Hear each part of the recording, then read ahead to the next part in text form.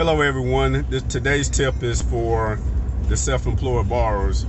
Keep in mind, if you work for yourself, the most important thing you want to remember while you're trying to purchase a home is how you document your income.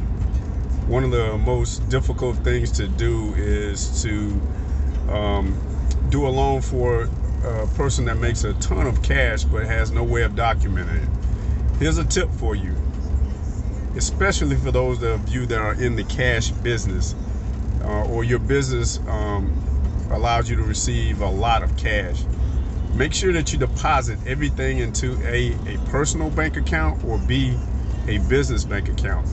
That way, we have bank statement programs for 12 months or 24 months that will allow us to use the deposits as qualifying income for you.